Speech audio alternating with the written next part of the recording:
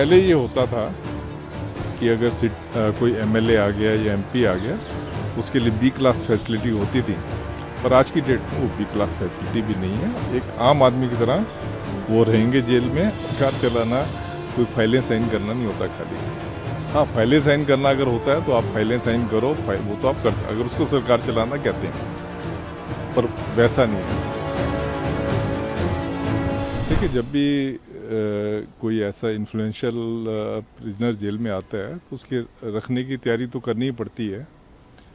तो जो सबसे पहली तैयारी जो जेल मैनुअल के हिसाब से होनी चाहिए वो ये है कि उनको सेफ एंड सिक्योर प्लेस में रखना है, क्योंकि किसी आदमी को कोई अटैक ना करे, नुकसान ना पहुंचाए, ये सबसे पहली जिम्मेवारी होती है सुप्रीम जेल की। तो सबसे पहले तो इनको सेफ एंड सिक्योर प्लेस पे रखना पड़ेगा। सेफ एंड सिक्योर प्लेस कुछ भी हो सकता है, कोई बैरक हो सकती है, बड़ी बैरक हो सकती है, सेल हो सकती है, तो किसी जगह पे उनको रख सकते हैं। और ऐसी जगह पे रखें जहाँ पे जैसे ये मेडिटेशन करते हैं, सुना है विपस्सना मेडिटेशन करते हैं, सुना है ये योगा वगैरह करते हैं, तो ऐसी जगह पे रखेंगे जहाँ पे कि ये सब कुछ कर सके। दिल्ली के बारे में एक अच्छी बात कहें या बुरी बात कहें, ये है कि यहाँ पे classification system on the basis of status या on the basis of wealth नहीं है। किसी टाइम पे, आज से 30 साल पहले, ये क्लासिफिकेशन सिस्टम होता था जिसमें कि कोई एमएलए है, एमपी है, कोई इनकम टैक्स पेई है, ग्रेजुएट है, इनको बी क्लास फैसिलिटी मिलती थी।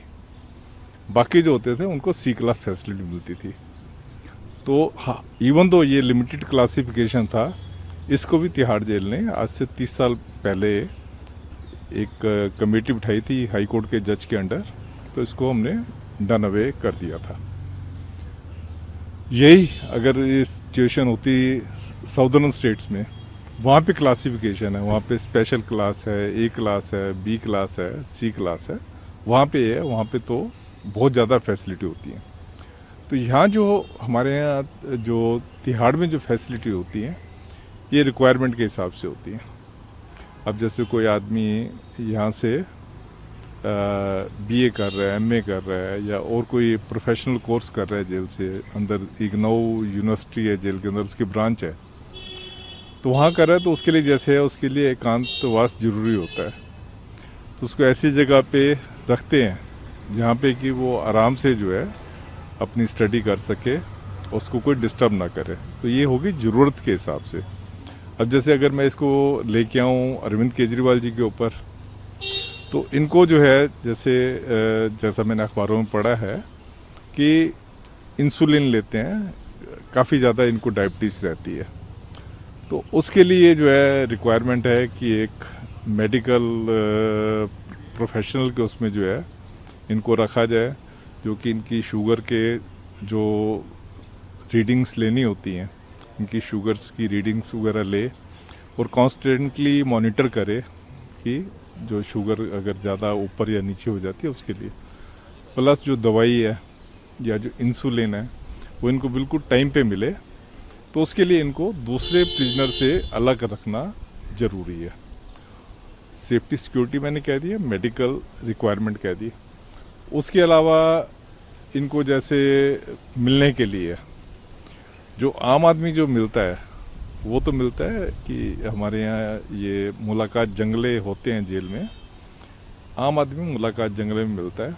आम आदमी जो है हफ्ते में 2 बार जो है अपने घर वालों को मिल सकता है, और नाम उसको जो है पहले देने पड़ते हैं। जिनसे वो मिलना चाहेगा तो उनके नाम पहले देने होते हैं। वो 10 आदमियों के नाम देने होते हैं। हमारे टाइम पे 10 आदमी होते थे, अब शायद इन्होंने बढ़ा दिया तो मुझे पता नहीं। तो 10 आदमियों के नाम होते थे, पहले देने होते थे। वो 10 आदमी जो है टेली बुकिंग करके हफ्ते में 2 बार जो है मिल सकते हैं। हमारे यहाँ टेली बुकिंग सिस्टम है जेल में, जिससे कि आप टेलीफोन पे बुकिंग करवाएं, वो आपको बता देगा, जो ऑपरेटर है वो बता देगा कि आप फला डेट को फला बजे आप आ जाओ। तो उसकी मुलाकात जो है मुलाकात जंगले में हो जाती थी। पर सिक्योरिटी के लिहाज से इनको मुलाकात जंगले में आम आदमियों के साथ नहीं खड़ा किया जा सकता। तो इसलिए सुप्रिटेंडेंट को इनको ऐसी जगह पे मुलाकात करवानी पड़ेगी जहाँ पे इनकी सिक्योरली अलग जगह ये बैठ के बातचीत कर सकें, किसी कमरे में, डीएस के कमरे में या सुप्रेंट के कमरे में या किसी भी अलग कमरे में कुर्सी पे इनको बिठा देंगे। साथ जो आएगा कुर्सी पे बात करेगा, बात करके वो मुलाकात वगैरह कर सकते हैं। इसके अलावा लीगल मुलाकात होती है और जो प्रिजनर हैं उनको हफ्ते में एक बार लीगल मुलाकात होती है, आधे घंटे की जो है। दूसरी मुलाकात ये भी आधे घंटे की होती है, पर सुप्रिटेंडेंट जेल जो है उस टाइम को जो है एक्सटेंड कर सकता है। तो इसके केस में सुप्रिटेंडेंट जेल जो है एक्सटेंड कर सकता है, क्योंकि जो भी सुप्रिटेंडेंट जेल है उसको एक बड़ा डेलिकेट बैलेंस करना पड़ेगा, ताकि कहीं ये भी ना हो कि किसी को लगे कि इनको एक्स्ट्रा फैसिलिटी बहुत ज़्यादा दी जा रही हैं। तो उसमें भी आपको कोर्ट खींच सकती है।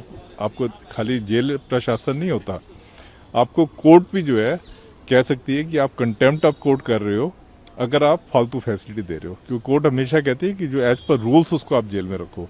अगर आप रूल्स को रिलैक्स कर रहे हो, कोर्ट भी आपको खींच सकती है, आपको जेल प्रशासन भी खींच सकता है, और जो एडमिनिस्ट्रेटर है दिल्ली का वो भी आपको खींच सकता है। इसलिए सुप्रीम जेल को बहुत ही उसमें डेलिकेट पोजीशन में उसकी स्थिति होती है, जिसमें कि उसको चलना पड़ेगा। सर, आपने रूल्स की बात की, सिटिंग सीएम के लिए क्या प्रोटोकॉल क्या कहता है, रूल्स क्या कहता है? देखिए, सिटिंग सीएम के लिए जो है कोई मुझे तो लगता नहीं हमारा मैनुअल जो है विजुअलाइज करता है कि कोई सिटिंग सीएम आ जाएगा।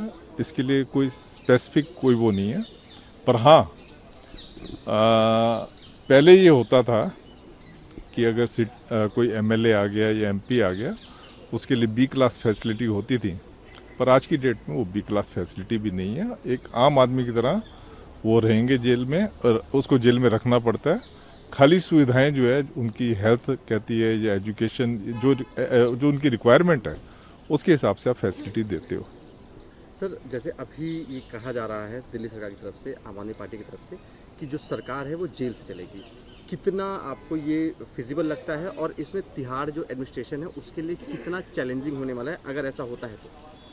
देखिए, तो बहुत ज़्यादा चैलेंजिंग हो जाएगा, क्योंकि अगर सीएम है, सीएम के साथ उनका पर्सनल स्टाफ को भी बिठाना पड़ेगा, है ना, और स्टाफ को भी करना पड़ेगा। तो वो तो ऐसी कोई जो हमारी जो इस टाइम पे जो जेलें हैं, 16 जेलें हैं, उसमें ऐसी कोई जगह नहीं है जहाँ पे कि वो सीएमशिप जो है जेल से चला सकें।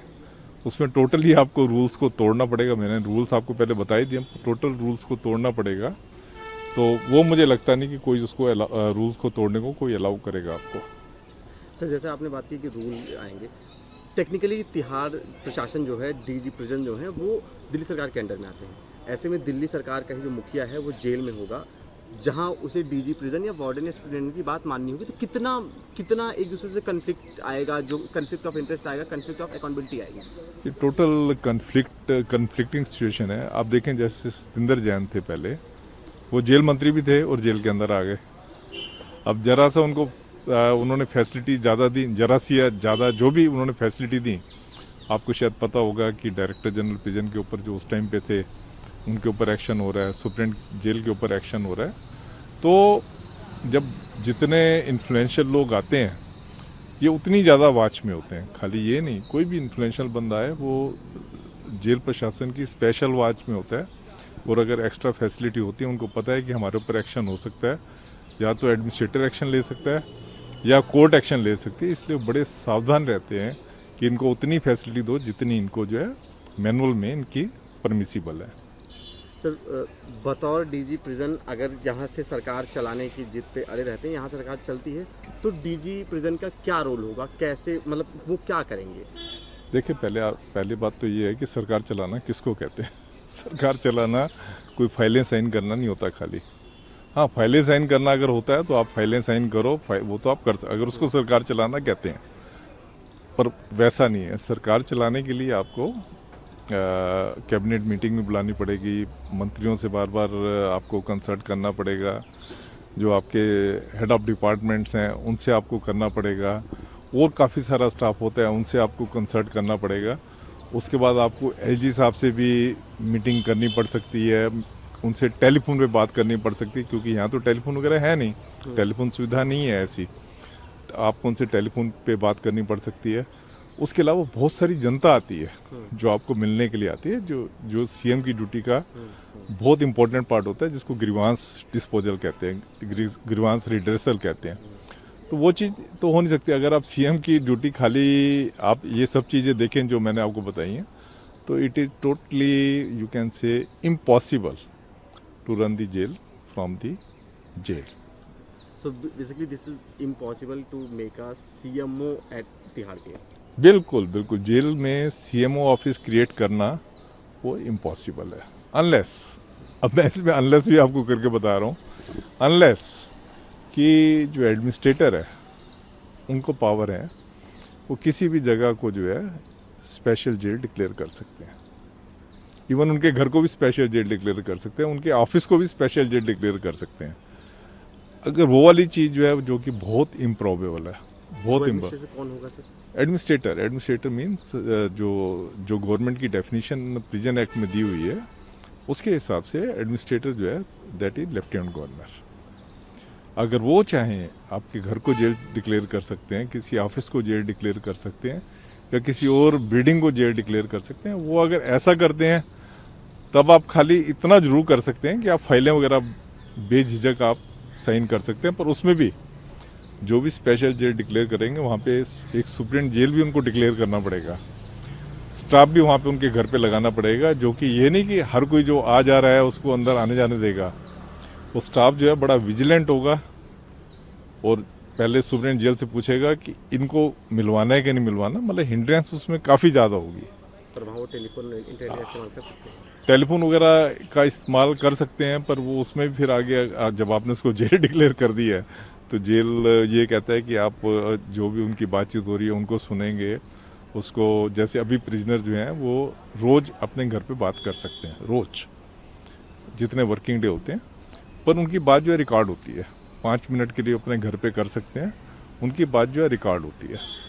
तो यहाँ पे तो रिकॉर्ड वगैरह कैसे करें, मतलब प्रैक्टिकली जो है अगर खाली फाइलें साइन करना है तो यस यू कैन डू, पर फाइलें के अलावा जो है बहुत ज़्यादा काम है जो कि सीएम को करना पड़ता है, तो उस हिसाब से मैं कह सकता हूँ कि ये इम्पॉसिबल है।